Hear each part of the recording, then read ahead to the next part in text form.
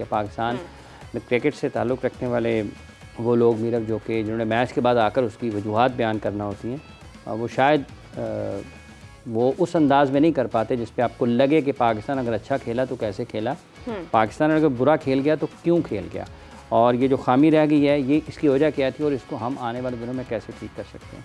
तो ये लेकिन इस वक्त भी रावलपिंडी में मैच चल रहा है बांग्लादेश और न्यूजीलैंड का, और ये फ़ैसला हो जाएगा आज, बल्कि हो तो चुका है, बाज़ाब्ता तौर पर ऐलान बाकी है। यानी कि वो इश्तहार तैयार किया जाता है अखबार में देने के लिए और फिर अगले दिन वो शाया होता है, तो बाज़ाब्ता तौर पर दुनिया को पता चल जाता है। वो इश्तहार तैयार है, उसको बस कल या आज शाम में 10 बजे तक शाया कर दिया जाएगा कि चैम्पियंस ट्रॉफी में आगे कौन बढ़ रहा है। तो ये देखना है कि पाकिस्तान क्रिकेट आगे कैसे बढ़ती है ना। बिल्कुल सही बात है। अनफॉर्चुनेटली अभी तक तो हालात ऐसे ही हैं कि हम कह सकते हैं कि हमारी खुशियों का जो सिलसिला है वो शुरू हुआ था 18 को जब ओपनिंग सेरेमनी हुई थी, और उसके बाद 19 को हमारे जज्बातों को ठेस पहुंची। फिर उसके बाद अगर आप देखें कि कल 23 तारीख को हमारे लिए तो चैम्पियंस ट्रॉफ़ी, मैं ये नहीं कहती कि आखिरी मैच जो हमारा बांग्लादेश के साथ है आखिरी है या नहीं है अभी कुछ मालूम नहीं है, लेकिन जो हालात जारी हैं, जो आपका पॉइंट्स टेबल पर जो आपकी पोजीशन है, जो आपने कारकर्दगी दिखाई है, जो आपका एक नेट रन रेट रहा है, उसके अकॉर्डिंग तो फिर आप यही कहें कि हमारे लिए तो चैम्पियंस ट्रॉफी ख़त्म हो गई है। तो हमारे साथ मौजूद हैं जनाब सेट पर ज़ीशान राना साहब। मैं उनसे खुद ही बात करती चली जा रही थी, भूल गई थी कि उनका इंट्रोडक्शन भी करवाना है। अस्सलाम वालेकुम, कैसे हैं? I am good. मैंने मुहावरतन कह दिया I am good, but actually deep down we are all not good. हम परसीव तो कर रहे थे सब कुछ होना, लेकिन इस तरीके से होना। और फिर आगे से इसमें हाफिज़ साहब ने कहा कि हमारे कैप्टन आए और कैप्टन जैसे डिस्पोजिशन अपनी शो की कि एज ए थोड़ा सा इंडिफरेंस शो किया। वो जो आप डिफ़ीट की एक पेन होती है और उसके आप जो पॉइंट्स लेते हैं, आप कुछ नोट्स बनाते हैं, आपकी कुछ ट्रू लर्निंग्स होती हैं, आपने सबक क्या सीखा उस डिफ़ीट से। तो मेरा नहीं ख्याल कि जो करंट हमारा जो अपरेटस सारा सेटअप जो हमारा काम कर रहा है, उनकी डायरेक्शन, उनकी एक्यूरेसी, उनकी स्पीड छोड़ें, डायरेक्शन वो क्या कहते हैं, उसकी डायरेक्शन का तयन ठीक नहीं हमारा, जिसकी वजह से आई थिंक इंडिया के ख़िलाफ़ हमारा मैच जो था, यस वो स्पिरिट साइड थी। हम कल सुबह भी यही बातें कर रहे थे जब आपस में बैठे हुए थे। लेकिन आप इस तरीके के अप्रोच के साथ जो है ना, इस इंटरनेशनल क्रिकेट में आगे सर्वाइव नहीं कर पाएंगे। आपको बहुत रेडिकल चेंजेस करनी पड़ेंगी। And I will not blame the players for this time, I will blame the system जो कि उन प्लेयर्स को वहाँ तक लेके आया। खुशदिल शाह और बाकी जो लोग हमारे इस टीम में आए, उन्होंने खुद नहीं किसी से कहा था हमें टीम में ले आए। ऑब्वियसली हमारे सिलेक्टर्स उसको लेके आए।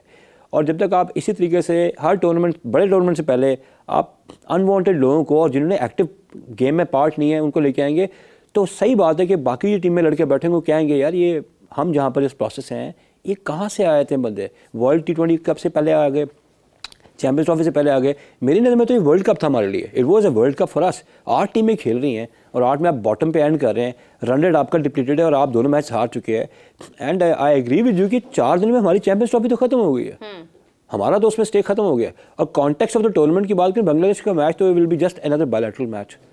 मेरा तो उस पर एक क्लियर कट ओपिनियन है। और साथ ही साथ में विराट कोहली की सेंचुरी की अगर मैं तारीफ पे ना करूँ तो वो फिर गलत होगा। 70 सिंगल्स लिए सर उस बंदे ने, 70 सिंगल्स। हाफिज़ साहब क्या कहना इस पर? राणा साहब बात ये है असल में मैडम कि ये जिन लोगों ने करना है वो तो कर नहीं रहे हैं। और एक बड़ा इसमें मसला पाकिस्तान का ना, पाकिस्तान के साबिक क्रिकेटर्स भी हैं, ठीक है।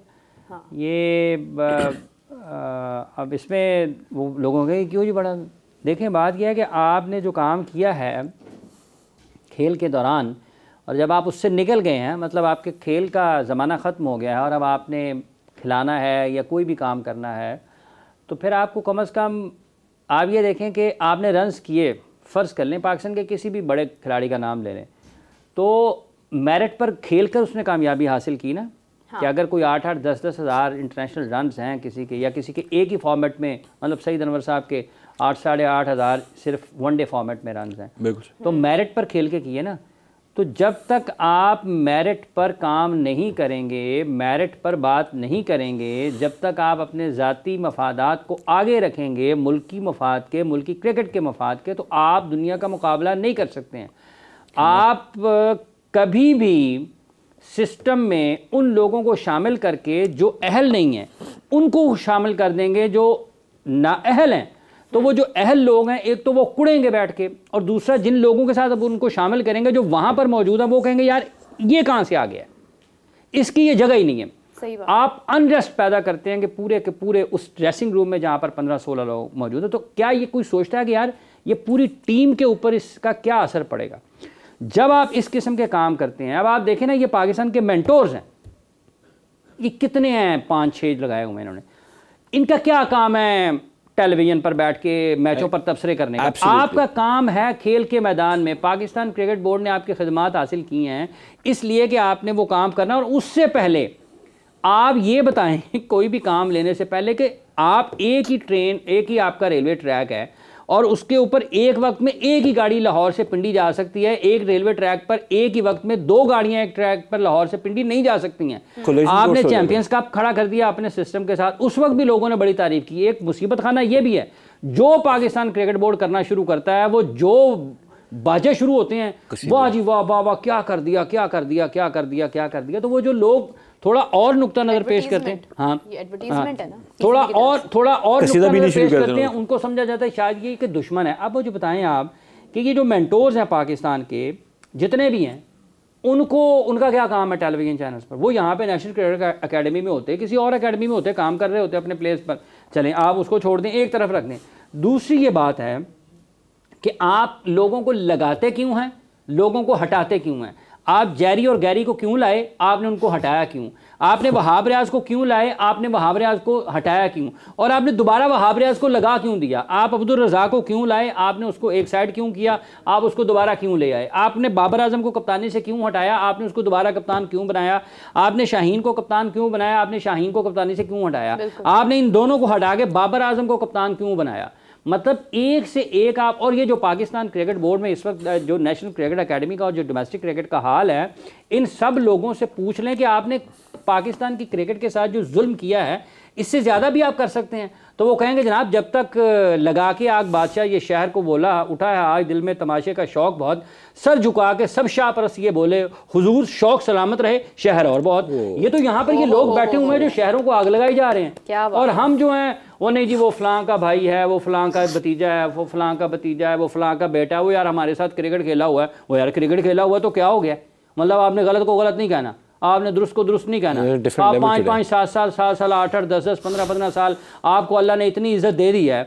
आपने name, fame, wealth, each and everything, इज्जत, शोहरत, दौलत, माल, मतलब ज़मीन से उठा के आसमान पर अल्लाह ने आपको पहुंचा दिया है। आपसे इसका हिसाब भी लेना है कि जब तुम्हारी बारी थी वापस करने की, वो जो और लोग ज़मीन पर बैठे हुए हैं उनको आसमान पर लेकर जाने का जब रास्ता तुमने तैयार करना था, तो तुमने उनका रास्ता बनाया या तुमने उनका रास्ता रोका? तो ये वो सारे लोग जो फैसला साजी में हैं, जो मुशावरती अमल में हैं, जो अपने अपने लोगों को बचाते हैं, मतलब आपने सिस्टम का सत्यानाश कर दिया है। एक टाइम में आपने आके, मतलब आजम खान से कोई लेना देना नहीं है। ये जितने लोग आजम खान के बारे में बात करते हैं, शायद इनको पता भी ना होगा कि 2014-15 से मैं उसके बारे में सुनता हूँ, देखता हूँ। उसको मिस्टर सिक्सर कहा जाता था।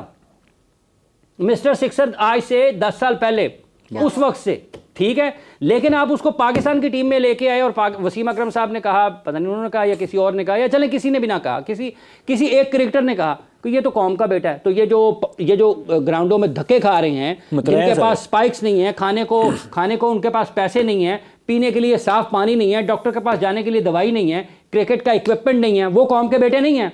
और ये जो बरसों अपने खेल के मैदानों पर जिनके लग जाते हैं और उनको रास्ता नहीं मिलता, ये कौम के बच्चे नहीं हैं। आप अपने लोगों को बचाने के लिए जब तक आप ये काम करते हैं कि बोर्ड है, ये भी बड़े हिस्सेदार हैं। ये हॉकी ओलंपियंस ने हॉकी का तबाह कर दिया उसको, नहीं किया। तो अब क्रिकेटर्स दूसरे सफर के ऊपर हैं। जो अच्छा लगता है, जो कोई बात करेगा वो साइड से करो, नहीं रुकेगा। अगर आप गलत बयानी से नहीं रुकेंगे ना, तो अल्लाह उन लोगों को भी साथ ही रखेगा जो आपको हर वक्त आईना दिखाते रहेंगे। अल्लाह उनको साथ रखेगा, उनके साथ रखेगा। ये कुदरत का निज़ाम है, ये है कुदरत का निज़ाम। आप टेस्ट वनडे मैच के बाद, T20 मैच के बाद आके लोगों को कुदरत का निज़ाम पे लगाते हैं, डाइवर्ट करते हैं ना आप लोगों को। आप बताएं, पाकिस्तान वो यही माइंडसेट है जो यहाँ पे बैठा कल प्रेस कॉन्फ्रेंस कर रहा था। ऐसे बिल्कुल ये है वो माइंडसेट जो कल इस टेलीविजन पर पाकिस्तान के लोगों को बता रहा था। हार के वो आप एक्सेप्ट करते हैं, तो भाईजान आप एक्सेप्ट करें तो जाएं, फिर घर जाओ, फिर घर जाएं, फिर छोड़ दें।